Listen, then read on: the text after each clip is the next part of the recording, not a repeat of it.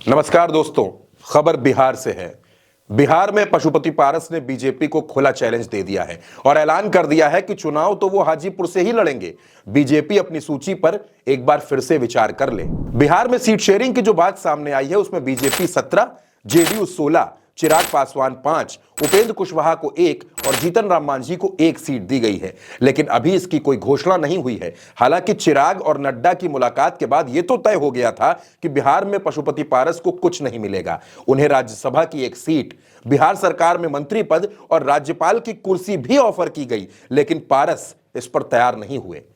पशुपति पारस ने चेतावनी दी है कि अगर एनडीए में सम्मान नहीं दिया गया तो हमारी पार्टी स्वतंत्र है, हमारे दरवाजे खुले हुए हैं, हम कहीं भी जाने को तैयार रहेंगे। दोस्तों, हाजीपुर वो सीट है जहां से चिराग अपनी दावेदारी ठोक रहे हैं और अब पशुपति पारस कह रहे हैं कि चुनाव तो हाजीपुर से ही लड़ूंगा।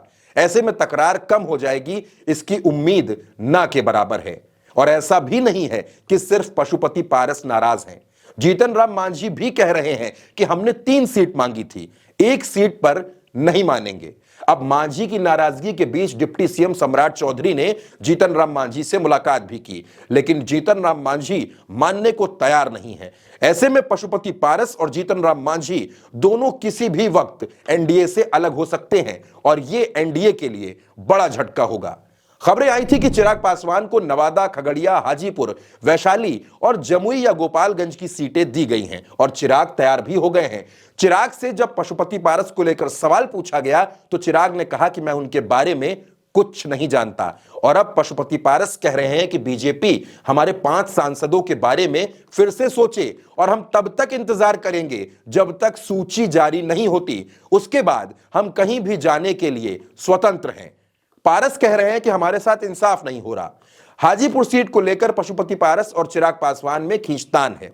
हाजीपुर सीट रामविलास पासवान की सीट है, इसलिए चिराग अपने पिता की सीट पर दावा कर रहे हैं और पशुपति पारस का कहना है कि उनके भाई रामविलास पासवान ने ही उनको यह सीट दी थी और अब यही सीट बीजेपी के लिए सिरदर्द बन गई है, क्योंकि चाचा भतीजे की लड़ाई में नुकसान बीजेपी का हो रहा है। बीजेपी का ऑफर पारस को पसंद नहीं है और चिराग हाजीपुर छोड़ने को तैयार नहीं है। ऐसे में पारस का अब एनडीए के साथ रह पाना मुश्किल है और जाहिर सी बात दोस्तों की अगर पशुपति पारस और जीतन राम मांझी ये दोनों नेता एनडीए से अलग हो जाते हैं तो बिहार की जो 40 लोकसभा सीटें हैं उसका समीकरण पूरी तरह से गड़बड़ा जाएगा और एनडीए के लिए, बीजेपी के लिए बिहार बेहद मुश्किल हो सकता है।